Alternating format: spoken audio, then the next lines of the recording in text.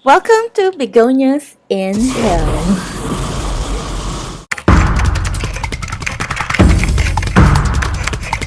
So yeah, this term was coined by a plant friend, referring to my little begonia corner here in Pampanga. So some of you may be wondering, hey, you're in the Philippines and begonias are tropical plants. They should love it there, right? So yeah, no. Unfortunately, I live in Pampanga. It's an agricultural area.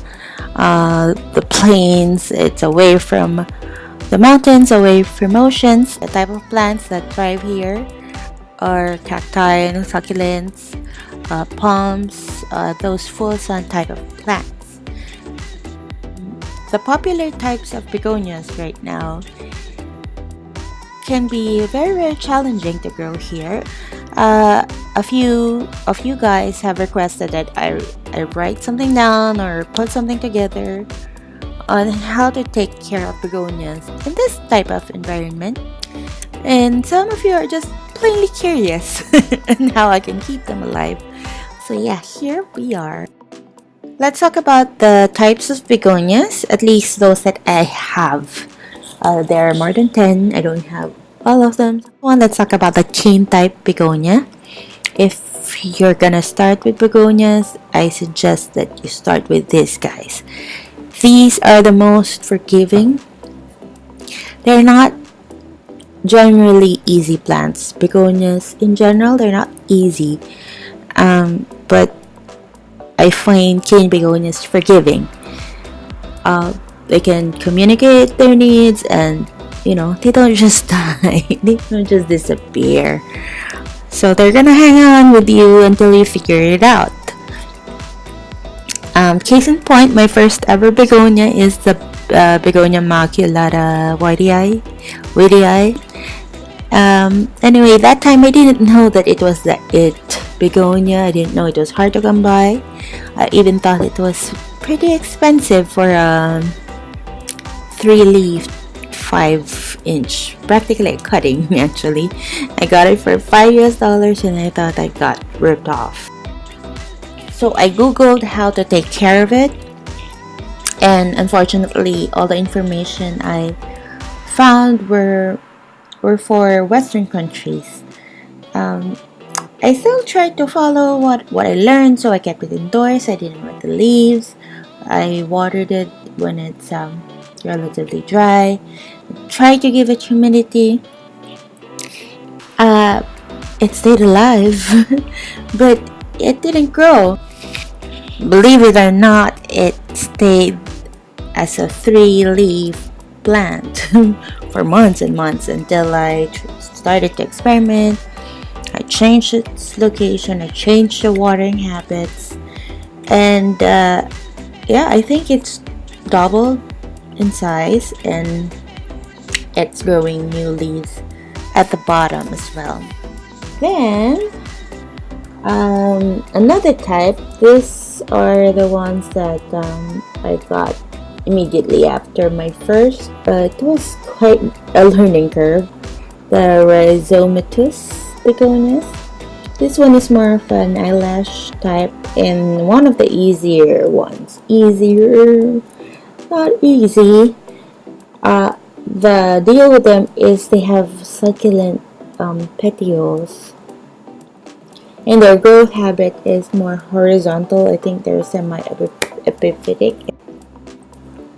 Some leaves are more sensitive than the others, like this iron cross. Some are more succulent, some are more waxy. But the deal with these guys is you can just literally melt them to the ground. And I can't tell you how many of these guys have laid down their lives. The type that I struggle with the most is the Rex type. They're also called painted leaves. They have very beautiful foliage, but they're very sensitive to the amount of water that you give, the temperature, and even the type of water that you use. So at the moment, I have two struggling Rex begonias. The rest are all in begonia heaven. And then this is a relatively new one that I got sometime in January. Actually very new to me. It's supposed to form a codex and store water, so the care kind of confused me. And then the easiest type of begonia that I own is the wax type, Semper Florence, I think. Not sure. These are very cheap actually, and they can take a lot of sun. Okay, so let's talk about care. I started with begonias last year, and at the beginning I tried to follow whatever I read on Google to a T, and unfortunately not everything would apply to me naturally. So for me, what works is I keep them all in this shelf in this specific spot. The shelf gets morning sun, but not very direct. Ooh, look at that. This is facing northeast. It's currently, I think, around 39-40 degrees. I have a shade here. I have a little papaya here. This area gets morning sun. So back to this, guys.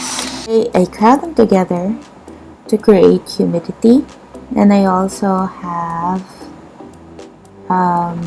some pebble trays. And in case you're not familiar with pebble trays, they're just basically trays, and you put pebbles in them, and then you put water, so the pot won't be in direct contact with the water, because we don't want them to rot, especially the rhizome. Okay, so let's talk about watering. Most begonias have very shallow and short roots, and they can actually really die from overwatering. But I try to follow what I read on the internet about watering begonias, and I have learned that it doesn't apply to me, especially during summer. So I'll show you how I water my plants, but please don't do it. Don't do this unless you have very similar conditions. So what I do is I just really take a hose, and every single day, I spray everything with water. Some would say that you shouldn't really wet the leaves of begonias, but a very good location. It's very windy actually in this part of the house, so the air circulation is very good. It doesn't encourage any fungus or bacterial growth, so I can do this, and it helps the humidity. Most of them really just repel the water that I spray, but it provides moisture and humidity. So I do this every day in summer, and then every couple of days maybe I go in and check the soil and make sure that they're watered through and through. Okay, when the rainy season starts, I'm gonna have to change this. Actually, it's been raining the past few days, so I don't do this when it rains. This part is covered, so the soil doesn't dry up easily. So you have to check that, and you have to keep adjusting. Okay, and about feeding, to be honest, I don't really feed my plants on a regular, a religious kind of schedule every week or so. No. I mix in vermicast in my potting mix, and every time I remember, maybe 1 to 2 months, I top it off with fresh vermicast. And I do have the liquid fertilizers, the foliar ones, but I have so many plants and I can't really, religiously fertilize everything. So to cover all bases, I use a slow release fertilizer. The brand I use is Osmocote, and this would usually last me a few months. So yeah, I think that covers all the bases. I mean, at least the basic nutrition needs of my potted plants. But I do supplement every time I have extra time. Maybe that's just like once a month or so. I also use foliar or the soluble fertilizer. So yeah, I guess I know my instructions, my routines are very big and it's not clear cut, but I think that's the point. With begonias, at least, they're very beautiful, rewarding plants. But first, you have to be prepared for heartbreak. It's all about understanding the needs of your plants, understanding your environment, and how they work together. So, and yeah, thank you for watching my first ever full-on video. And how did I say it? Subscribe and all that jazz, and all that comments below and all that jazz. Anyway, thank you for watching.